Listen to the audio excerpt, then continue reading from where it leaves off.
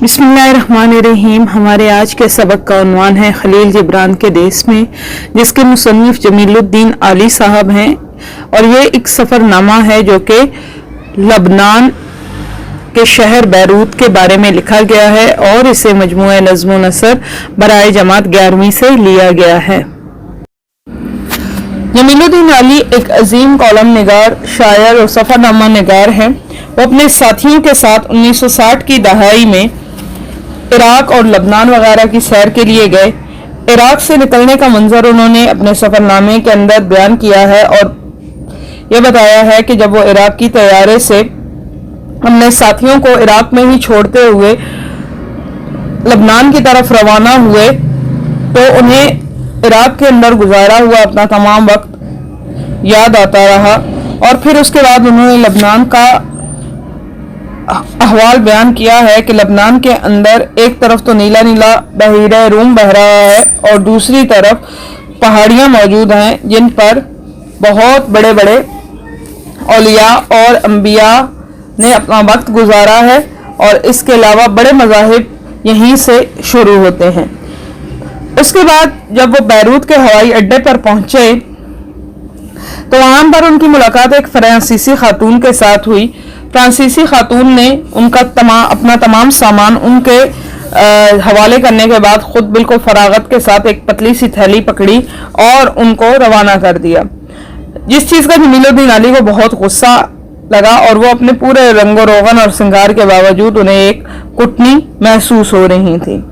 हवाई अड्डे के अंदर वो थोड़ी देर इंतज़ार करते ही रहीं, लेकिन जैसे ही उन्होंने अपने पाकिस्तान में गुजारे गए वक्त के बारे में बताया तो जमीलुद्दीन आली अपने मुल्क का नाम सुनकर जज्बाती हो गए और उन्होंने फौरन उसके पूरे सामान को उठाने का बहुत ज़्यादा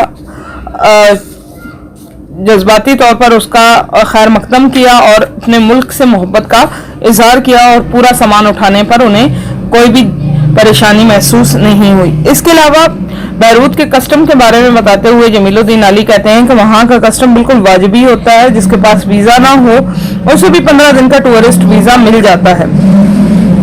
क्योंकि बुनियादी तौर पर बैरूत एक टूरिस्ट सिटी है, और लबनान के लोगों के बारे में जमीलुद्दीन आली का कहना है कि लबनान के लोग जो हैं वो अरबी नस्ल के नहीं हैं, लेकिन लबनानी गुलाबी नज़र आते हैं और इनके रंग बहुत ज़्यादा खिले हुए और नक्शे भी इनके साफ सुथरे और नाजुक हैं, लेकिन लोग जो हैं वो ख़ुद को अरबी कहते भी हैं और अरबी बोलते ही हैं, लेकिन ज़्यादातर आबादी का हिस्सा जो है वो मखलूत नस्ल का है, क्योंकि बहुत सी नस्लों के मिलाप से लबनानी लोग जो हैं वो वजूद में आए।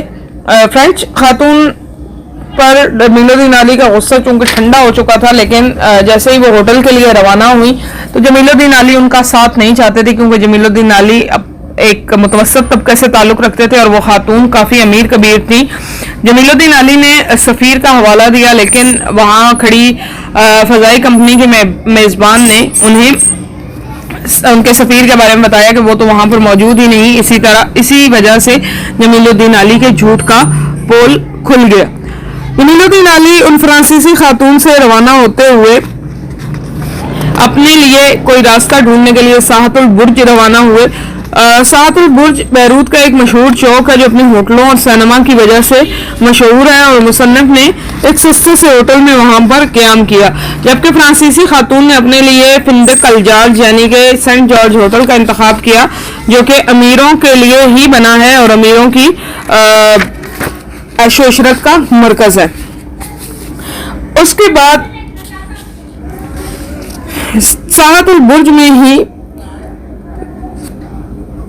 जमीलुद्दीन आली की मुलाकात इब्राहिम फ़लस्तीनी के साथ हुई। इब्राहिम फ़लस्तीनी एक गाइड था और फ़लस्तीन से ताल्लुक़ रखता था, और सस्ते होटल्स के अंदर लोगों को क़याम कराना और उनको घुमाना फिराना उसका मकसद था। जैसे ही उनको मालूम हुआ, इब्राहिम फ़लस्तीनी को मालूम हुआ कि जमीलुद्दीन आली पाकिस्तानी और मुसलमान है, तो वो बहुत जज्बाती हो गया और उसने कहा कि मैं तुम्हें घुमाऊंगा फिराऊंगा, और मेरी बहुत ख्वाहिश है इस चीज़ की कि मैं तुम्हें काश मुफ्त में सैर करा सकता और तुम्हारी मेज़बानी का फरीज़ा सर अंजाम देता।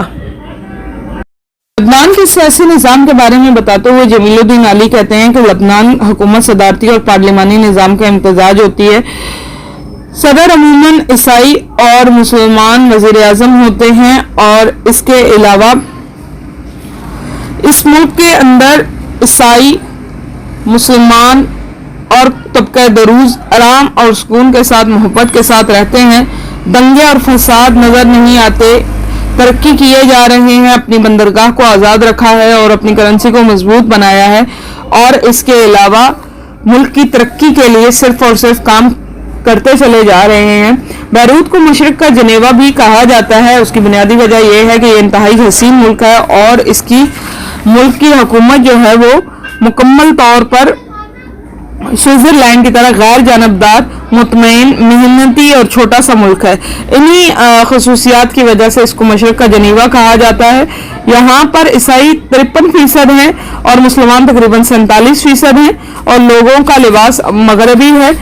یہاں پر آنے والے لوگوں کے بارے میں انسان کو پتہ نہیں ہوتا کہ وہ کس کا تختہ الٹ کر یا قتل کرنے کی سازش کرنے کے لیے آئے ہوئے ہیں. یہی وجہ ہے کہ یہاں پر لوگ جاسوس رکھتے ہیں اور جاسوسی بھی کرواتے ہیں تاکہ لوگوں کے بارے میں خفیہ دولت اور ان کی سازشوں کے بارے میں علم ہو سکے.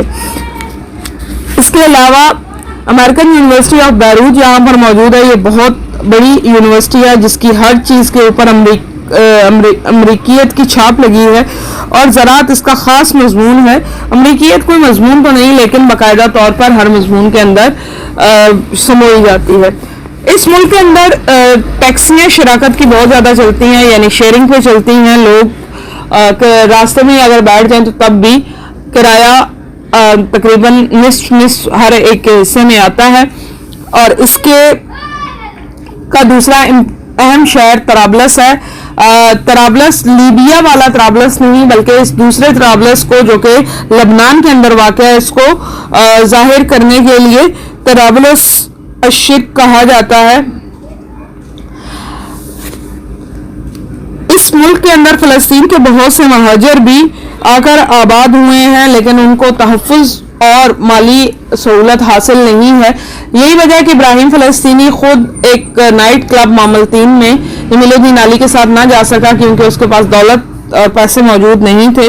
لیکن یہ بہت اچھا اور زندہ اور متحرک کلب تھا. اس کے علاوہ ابراہیم جو ہے وہ بہت زیادہ لگاؤ کا اور محبت کا اظہار کرتا تھا جمیل الدین علی کے ساتھ. اس نے انتہائی مدد کی ان کی اور گائیڈ کی فیس لینا بھی ان سے بند کر دی. شام کا وقت وہ جمیل الدین علی کے ساتھ ہی گزارتا تھا اور ان کا ہوٹل بھی بدلوا دیا اور ایک سستا سا ہوٹل جس کا یومیہ کرایہ 150 پاؤنڈ تھا وہاں پر جمیل الدین علی کو رہائش کے لیے کمرہ لے دیا جس کی وجہ سے جمیل الدین علی نہ صرف خوش ہوئے بلکہ اس کے ممنون و مشکور بھی ہوئے. کہتے ہیں لبنان میڈیٹرینین سی کے کنارے پر واقع ہے. پہلے اس کی سرحدیں کافی وسیع تھی. شام، اردن، فلسطین اور اسرائیل کے علاقے بھی اسی میں شامل تھے لیکن پھر بین الاقوامی سرحدوں نے اس کو انتہائی چھوٹا سا مختصر سا ملک بنا دیا. سمندر کے کنارے پر واقع ہونے کی وجہ سے 1960 میں جب جمیل الدین علی نے اس علاقے کا سفر کیا تو یہ سیاحت کا مرکز تھا. اس کو مشرق کا جنیوا بھی کہا جاتا ہے کیونکہ یہ سوئٹزرلینڈ کے ملک کی طرح اس کی پورٹ بالکل آزاد اور غیر جانبدار ہے. حکومت بھی اس کی غیر جانبدار ہے. لوگ یہاں پر سیر و سیاحت کی غرض سے آتے ہیں، اپنا وقت گزارتے تھے اور یہاں سے چلے جایا کرتے تھے. اور سمندر کے کنارے پر واقع ہونے کی وجہ سے انتہائی قابل توجہ اور نگاہوں کا مرکز یہ شہر رہا ہے. اور خلیل جبران کے دیس میں کہنے کی وجہ اس کو یہ ہے کہ خلیل جبران جیسے عظیم فلاسفر نے یہاں پر جنم لیا. یہ لبنان کا پرچم اور اس کی کرنسی ہے. لبنان میں پاؤنڈ کا استعمال کیا جاتا ہے. جمیل الدین علی نے اپنی سفر نامے میں یہ بھی بات بتائی ہے کہ یہاں کا ماحول کافی یورپ سے ملتا جلتا ہے کیونکہ لبنان فرانسیسی حکومت کے زیر اثر رہا. فرانسیسی انتداب کی وجہ سے یہاں کے لوگوں کا رہن سہن یورپین ہے اور یہاں کے لوگوں کا انداز مغربی ہے۔ ساحت البرج بیروت کا ایک مشہور چوک ہے۔ یہ وسیع چوک ہے جس کے اندر چوڑی سڑکیں، اونچی عمارتیں ہیں، اور یہ جگہ اپنی رونق اور چائے خانوں اور سینماز کی وجہ سے کافی مشہور ہے۔ خلیل جبران لبنانی نژاد امریکی فنکار، شاعر اور مصنف تھے، اور آپ جدید لبنان کے شہر بشارے میں پیدا ہوئے، لیکن نوجوانی میں ہی امریکہ میں ہجرت کر گئے۔ خلیل جبران اپنی کتاب دی پروفٹ کی وجہ سے بہت مشہور ہوئے۔ اس کتاب کے اوپر بہت تنقید بھی کی گئی، لیکن یہ 1960 کی دہائی میں پڑھی جانے والی سب سے بڑی کتاب بن گئی۔ خلیل جبران ولیم شیکسپیئر اور لو تاز کے بعد تاریخ میں پڑھے جانے والے تیسرے بڑے شاعر ہیں۔ یہ سان جارج ہوٹل ہے، جس کو سینٹ جارج ہوٹل بھی کہا جاتا ہے۔ یہ سمندر کے کنارے واقع تھا اور اس کا اپنا ساحلی ٹکڑا تھا۔ یہاں پر نہانے اور کشتی رانی کا انتظام تھا۔ کھانے لذیذ اور کمرے ٹھنڈے تھے۔ بڑے بڑے شیوخ اور شہزادے یہاں پر رکتے تھے، اور یہاں پر قیام کرنا صرف عمرہ کے بس کی بات ہے۔ امریکن یونیورسٹی آف بیروت ایک شاندار اور عمدہ درسگاہ ہے۔ زراعت اس کا خاص مضمون ہے، لیکن یونیورسٹی کے کونے کونے پر امریکیت کی چھاپ نظر آتی ہے۔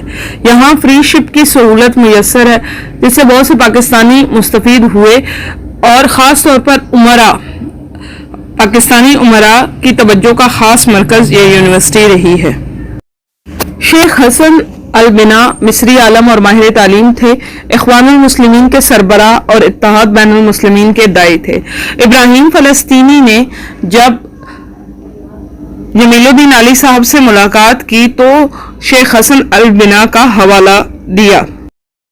ہوٹل لارڈز ایک نسبتاً سستا ہوٹل تھا جو راس البیروت کے آخری کنارے پر تھا، اور اس کا یومیہ کرایہ اس زمانے میں 1.5 پاؤنڈ تھا، اور جمیل الدین علی کو اس کا پتہ ابراہیم فلسطینی نے بتایا تھا، اور ان کے لیے کافی آسانی اس ہوٹل میں آنے کی وجہ سے ہو گئی تھی۔